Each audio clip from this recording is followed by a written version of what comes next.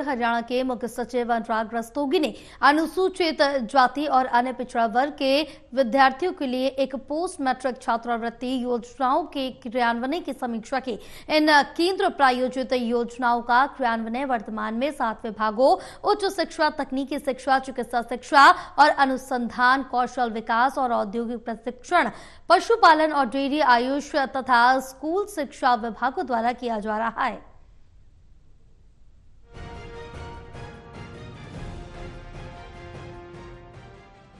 हरियाणा के मुख्य सचिव अनुराग रस्तोगी ने अनुसूचित जाति और अन्य पिछड़ा वर्ग के विद्यार्थियों के लिए पोस्ट मैट्रिक छात्रवृत्ति योजनाओं के क्रियान्वयन की समीक्षा की।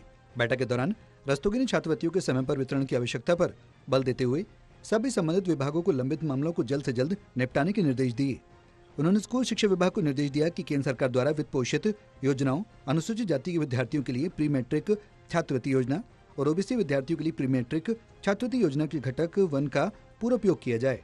उन्होंने कहा कि ये योजनाएं स्कूल स्तर पर वंचित समुदायों के विद्यार्थियों की शिक्षा में महत्वपूर्ण भूमिका निभाती हैं। मुख्य सचिव ने कहा कि उपयोगिता प्रमाण पत्र समय पर प्रस्तुत किए जाएं ताकि केंद्र सरकार की तरफ से धनराशि की शीघ्र प्रतिपूर्ति सुनिश्चित की जा सके।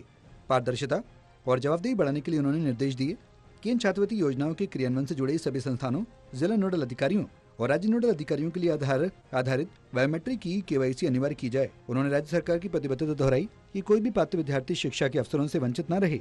उन्होंने कहा कि संबंधित विभाग इन केंद्र प्रायोजित योजनाओं के तहत लाभों का सुचारू और प्रभावी वितरण सुनिश्चित करने के लिए बेहतर समन्वय के साथ काम करे। वहीं चिकित्सा शिक्षा और अनुसंधान विभाग के अतिरिक्त मुख्य सचिव सुधीर राजपाल ने बताया कि विभाग ने छात्रवृत्ति वितरण प्रक्रिया को सुव्यवस्थित किया ताकि छात्रवृत्तियां कुशलतापूर्वक और बिना किसी अनावश्यक देरी के वितरित की जा सकें। सेवा विभाग के अतिरिक्त मुख्य सचिव डॉक्टर जी अनुपमा ने अनुसूचित जाति के विद्यार्थियों के लिए पोस्ट मैट्रिक छात्रवृत्ति योजना का विस्तृत विवरण प्रस्तुत किया। उन्होंने बताया कि केंद्र सरकार द्वारा प्रायोजित इस योजना में केंद्र का राज्य वित्त पोषण 60-40 के अनुपात में है। छात्रवृत्तियां 2 घटकों में तहत प्रदान की जाती हैं। अनिवार्य गैर वापसी योग्य शुल्क और पाठ्यक्रम शेड और छात्र के छात्रावास में रहने और डे स्कॉलर के आधार पर प्रति वर्ष 2500 से 13,500 रुपए तक का शैक्षणिक भत्ता। इस योजना के तहत 2.5 लाख तक की वार्षिक पारिवारिक आय वाले विद्यार्थी पात्र हैं। डॉक्टर अनुपमा ने आगे बताया कि ओबीसी छात्रों के लिए पोस्ट मैट्रिक छात्रवृत्ति योजना पीएम यशस्वी योजना का घटक 2 है। इस योजना में भी केंद्र और राज्य का वित्त पोषण 60-40 के अनुपात में है।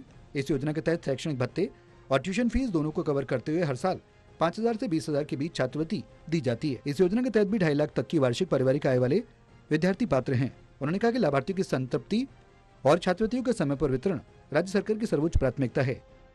Anil Kumar, total news, Chandigarh.